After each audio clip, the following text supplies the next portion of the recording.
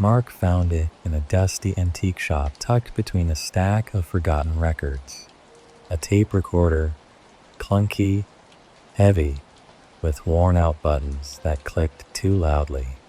Something about it felt wrong, but as a horror writer, he thrived on the eerie and unsettling.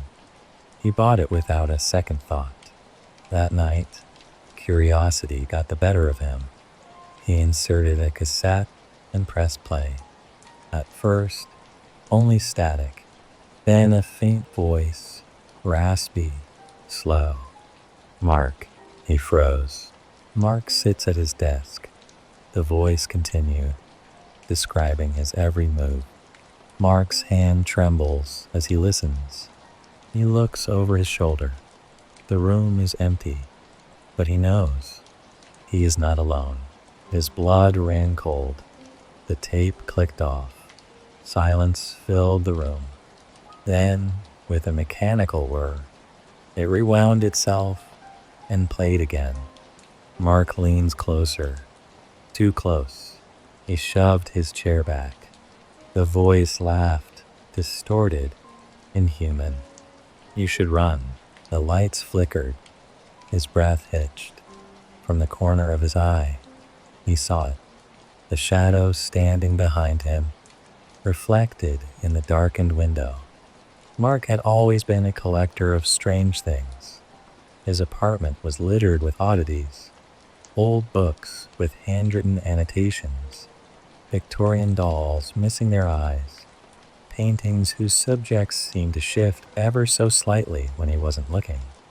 The tape recorder, though, felt different. It wasn't just an eerie object. It felt like it had a presence, a weight that settled uneasily in his hands as he carried it home. That first night, he examined it under the glow of his desk lamp. The casing was scratched, the buttons stiff, but the reels inside still turned. A single cassette was already inside. The label was yellowed and blank.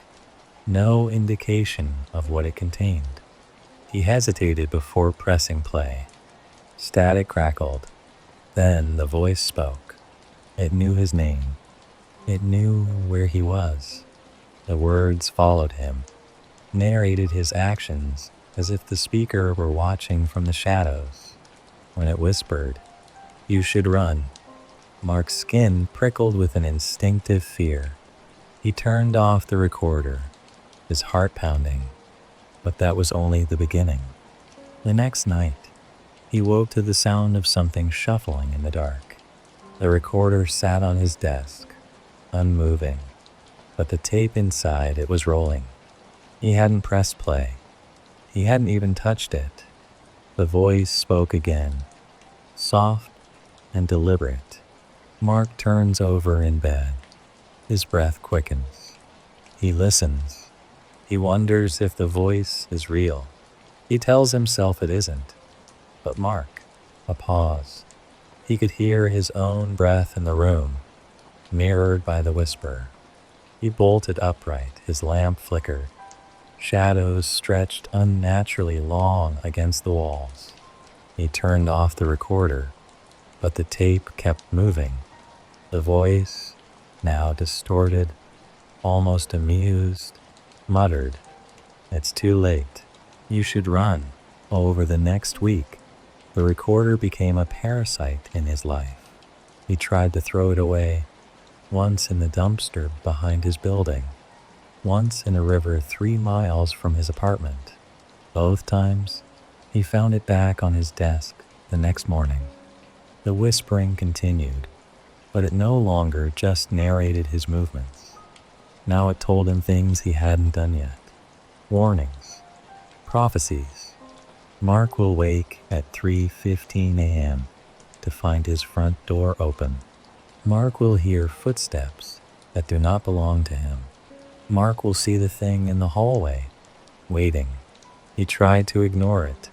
He locked his door. He left all the lights on.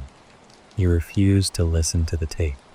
But at 3:15 a.m., his door creaked open, and the thing was there, What stood in the dim glow of his bedside lamp was not entirely human.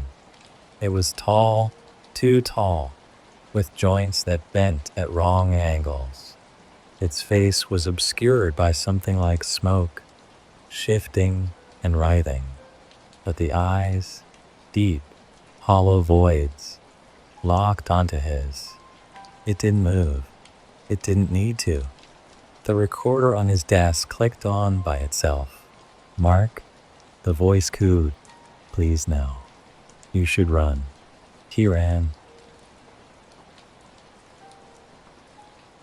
Sarah Langley had always been drawn to forgotten things, dusty books, abandoned houses, paintings whose brushstrokes whispered untold stories.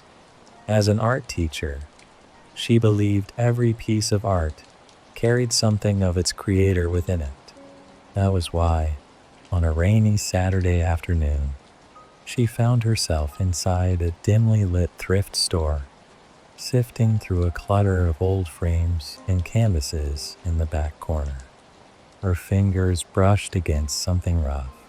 She pulled out a large, faded canvas, its frame chipped and worn. The painting was simple yet unsettling. A vast field of misty gray, tall grass bending under an unseen force, and in the center stood a faceless man, no eyes, no mouth, just a smooth, pale void where a face should be. The longer she stared, the more a cold unease crept over her.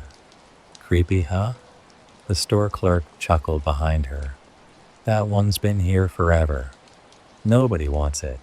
Sarah hesitated. She had seen disturbing art before, but something about this painting called to her. It was unfinished. It needed her. Without another thought, she bought it and brought it home. That evening, she propped the painting against her living room wall and sat back with a glass of wine. The faceless figure in the foggy field intrigued her. Who had painted it? And why had they stopped? She ran her fingers over the brushstrokes, feeling the uneven texture. It was old, yet it smelled faintly of fresh paint. Odd. She shook the thought away and turned off the lights before heading to bed. At midnight, she woke with a start. A sound, soft, almost like a brush sweeping across canvas. She sat up, heart pounding, but her apartment was silent. Just the wind rattling the windows, she told herself. Still, she felt an uneasy pull to check the painting. She tiptoed into the living room, flicking on the light. Her breath caught in her throat. Something was different. Its faceless man was closer. Blinked. No, it had to be her imagination. Paintings didn't move. Maybe she just hadn't noticed the figure's exact position before. She swallowed hard and turned away, refusing to let her mind play tricks on her. Each night, the painting shifted. The faceless man edged forward, step by step. The mist grew thicker, as if swallowing the landscape. Then, by the fifth night, new details had emerged. Shapes in the background, barely visible through the fog. Silhouettes, figures. Watching, Sarah stopped sleeping. She took the painting off the wall, shoved it into the closet, and locked the door. But the next morning it was back, resting against the wall as if it had never been moved. And then, on the seventh night, she saw it herself. A small figure in the distant background, barely formed, standing at the edge of the field. A frozen scream caught in her throat. She stepped back, knocking over a chair. Something was different. Its faceless man was closer. Blinked. No, it had to be her imagination. Paintings didn't move. Maybe she just hadn't noticed the figure's exact position before. She swallowed hard and turned away, refusing to let her mind play tricks on her. Each night, the painting shifted. The faceless man edged forward, step by step. The mist grew thicker, as if swallowing the landscape. Then, by the fifth night, new details had emerged. Shapes in the background, barely visible through the fog. Silhouettes, figures. Watching, Sarah stopped sleeping. She took the painting off the wall, shoved it into the closet, and locked the door. But the next morning, it was back, resting against the wall as if it had never been moved. And then, on the seventh night, she saw it herself, a small figure in the distant background, barely formed, standing at the edge of the field. A frozen scream caught in her throat. She stepped back, knocking over a chair. That night, it was waiting for her when she got home. She stopped leaving the apartment. She stopped answering her phone. The figure in the painting drew closer every night, and so did her own reflection within it. She could see her face now, her wide, terrified eyes staring back at her from inside the frame. On the 14th night, the faceless man had almost reached her. Sarah sat in front of the painting, eyes hollow, body trembling. The mist swirled around the two figures now, her and the faceless man. The background silhouettes had drawn closer, waiting. The air in the apartment felt heavy, thick with something unseen. And then, as the clock struck midnight, the light flickered. A whisper. She turned her head slowly. The faceless man was no longer in the painting. He was behind her. A scream never left her lips. She was in the painting. Panic gripped her. She tried to paint over it, but the brush wouldn't hold color on the canvas. She tried to burn it, but the flames wouldn't catch. She even drove out to a distant lake and threw it into the water, watching it sink beneath the surface. The next morning, the painting sat untouched in the thrift store once again, waiting for its next owner. And in the distant background, among the swirling mist, a new figure stood, her face frozen in silent horror, forever trapped within the unfinished painting. Just as the title states, I clean abandoned houses for a living. I'm quite proud of myself, as I have worked hard starting my own business at just 24 years old and building it to what it is now. I specifically targeted these types of cleaning jobs, as you can charge much more than your average 1 to 3 times per week house cleaning jobs of inhabited homes. Plus, I rarely ever have to see anyone other than my team while on the job. Over the years, I have really been in some insane situations with these houses. Everything from encountering wild animals to once a deranged squatter taking up residence in the homes I clean. There is one house that stands out from the rest, however, one that haunts my dreams to this day. I got the job offer through a real estate agent I made my friend over the years in this business. I rolled my eyes again. Death in the houses I cleaned was nothing new to me, and Amelia was well aware of this. Amelia continued, I cut my pre-visit to the house short last week. Didn't even make it upstairs, where the grandmother apparently passed. The feeling of being watched was overwhelming in this one. It's a small home, not much clutter left. Amelia, my real estate friend, said over the phone. Shouldn't need more than 1 or 2 of you to complete the clean, she continued in her enthusiastic voice. That got my attention. Amelia had been in real estate longer than I had been in the cleaning business, and she took her pre-get-to-know before showing visits very seriously. Anyway, I recommended your cleaning services to the granddaughter, and she agreed right away. Do you accept? She finished. I rolled my eyes. I hated when she used her customer service voice on me. Yeah. What's the real deal with this house? I answered in my usual half-annoyed tone. Amelia responded more normal this time. Honestly, Lori, this house gives me the creeps. The granddaughter inherited it a couple of years ago, but has just recently decided to sell. The grandmother apparently died in the house. Yes, I accept the job. How soon can we get in to clean? I answered, feeling somewhat excited. Tomorrow at 8:00 a.m. As I mentioned, the granddaughter removed most of the clutter from the house, but it still needs a good TLC cleaning. A key will be left under the welcome mat, Amelia said, back in her customer service voice. My eyes rolled yet again as I ended the call. Finally, an interesting clean, I thought as I then dialed Morgan. The next day, my most trusted cleaner and best friend, Morgan, and myself drove up the horribly overgrown driveway and saw the well-aged small house come into view.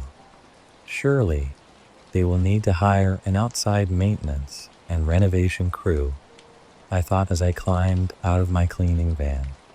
Morgan whistled as we stepped on the small creaking porch. You sure just you and I can handle this, Lori?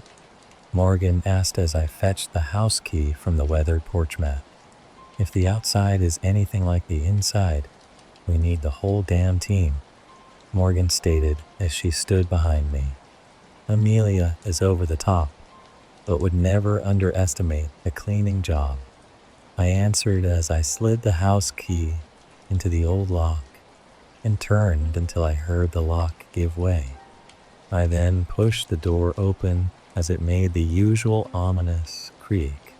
We were both silent as we stepped into what I assumed was the small living room.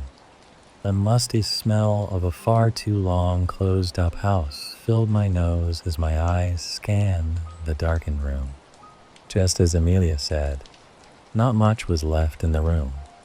A couch took up most of the room on the right.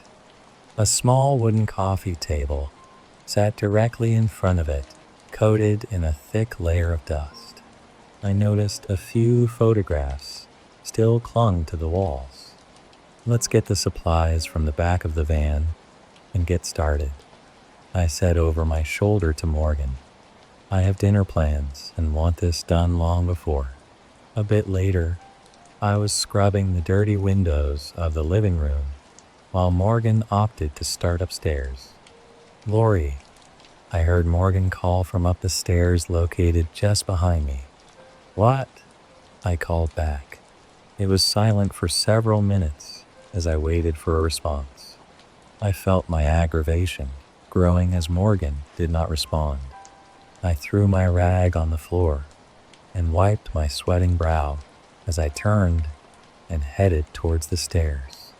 Each step groaned beneath my feet as I climbed to the upper floor. You better have a damn good reason for interrupting me and not answering, I yelled as I reached the final step. Goosebumps covered my skin when I stepped onto the old wooden floor of the upper level. Weird, I mumbled to myself as I looked around. The upper level was a small hallway. 2 rooms were located on each side as I peered down the dark corridor. Morgan? I called in a softer voice this time. No answer. I slowly headed down the hallway, wishing I had thought to bring my flashlight. I always hated working with no electricity, but it came with the job. I could see the light of day from the open door on left side of the hall. The other door on the right was closed.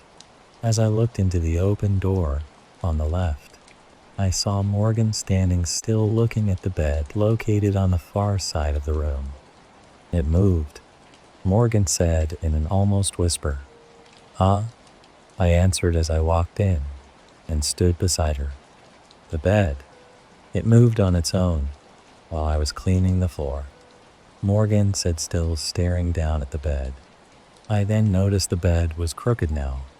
The bottom was several inches away from the wall, where the top was still flush with the corner of wall. Do you see it? Morgan then said even softer now. I almost couldn't hear her. Instead of questioning her, I looked down towards the bed that her eyes were glued to. I instantly saw what she was talking about. There was an imprint on the bed, the shape of a body, as if someone was laying on the bed that very moment. It was silent for several minutes as I waited for a response. I felt my aggravation growing as Morgan did not respond. I threw my rag on the floor and wiped my sweating brow as I turned and headed towards the stairs. Each step groaned beneath my feet as I climbed to the upper floor. You better have a damn good reason for interrupting me and not answering, I yelled as I reached the final step. Goosebumps covered my skin when I stepped onto the old wooden floor of the upper level. Weird, I mumbled to myself as I looked around. The upper level was a small hallway. 2 rooms were located on each side as I peered down the dark corridor. Morgan? I called in a softer voice this time. No answer. I slowly headed down the hallway, wishing I had thought to bring my flashlight. I always hated working with no electricity, but it came with the job. I could see the light of day from the open door on left side of the hall. The other door on the right was closed. As I looked into the open door on the left, I saw Morgan standing still looking at the bed located on the far side of the room. It moved, Morgan said in an almost whisper. Huh? I answered as I walked in and stood beside her. The bed. It moved on its own while I was cleaning the floor. Morgan said, still staring down at the bed. The chills were really covering my body now, and I felt myself actually shivering. It felt like someone was staring up at us directly from the bed. I slowly reached for Morgan's arm and gently pulled her towards me. Let's go back downstairs. We will finish the bottom floor together, I said, matching her whispering tone. Morgan didn't respond, but obeyed my request. The feeling of eyes on us did not leave as we headed down the small hallway to the top of the stairs. I had to fight the urge to run down the flimsy steps. Once we were safely down in the living room, the air somehow felt easier to breathe, if that makes any sense. What the hell was that? Morgan demanded, finally sounding more like herself. I ignored that question. Look, I hate skimming on jobs, but let's get this level done and get the hell out of here. I grabbed my cleaning supplies and headed to the next room, which was a small kitchen. Morgan stayed close beside me as we worked in silence, cleaning the sink, counter, and cabinets. We both froze after hearing what sounded like footsteps above us. Don't, I said in a warning tone as I went back to cleaning dust and mice droppings from the cabinet. Morgan again obeyed and stayed silent as she went back to work on the counter. The footsteps continued moving around above us on and off as we quickly finished in the kitchen. The last room branched off from the kitchen that appeared to be a small office. I was so relieved we would be out of there soon. This room had stained and worn down carpet covering the wooden floor. I turned on our rechargeable vacuum, and the loud buzzing sound almost deafened me, but I was glad for it.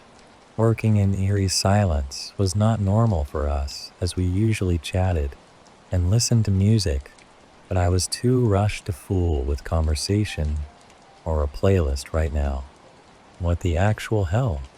I heard Morgan yell out over the sound of the vacuum. I jerked my head up to see Morgan staring up at the ceiling, looking terrified again. Just as I cut the vacuum off, I heard what she had to be referring to as the buzzing sound died down. I can only explain it as the choking or coughing, gurgling sound of an elderly person. It was only for a split second I heard it, but that was enough. "Screw this," I yelled as I grabbed up as many of our supplies as I could. Morgan joined me in grabbing up the rest. We dashed out of the office, through the kitchen and living room, and out the front door. I was pretty much sprinting to the van, while trying not to trip on the mess of the yard. Just as I got to the van, I heard Morgan shout, "Wait!" I turned to see her a few feet behind me. I left my supplies upstairs. We also didn't finish cleaning up there. We didn't even clean the bathroom, which must be up there. I'm not charging the freaking client. We can buy new. Whatever supplies are left, get your ass in the van. I didn't wait for a response as I jumped into the driver's seat. Morgan hurried and threw the supplies in her arms in the back and slammed the door. I took one final look at the house as she slid into the passenger seat. I couldn't be sure, but it almost looked like someone was peering out of one of the two upper windows. I started the van. Hearing it roar to life was pure heaven in that moment. I floored it out of the driveway and back into town. I later called Amelia to explain the job was not complete and I would not be charging. The granddaughter would have to find someone else to clean that nightmare. It was only last night I dreamt I was in a bed, staring up at an old, cracked, and familiar ceiling. I felt weak and frail as the weight of someone crawling on top of me took the air from my lungs. I felt cold hands around my throat, squeezing tighter and tighter. That awful gurgling, choking sound coming from my mouth being the last thing I heard as I woke up in a cold sweat. The marks are still visible on my throat today.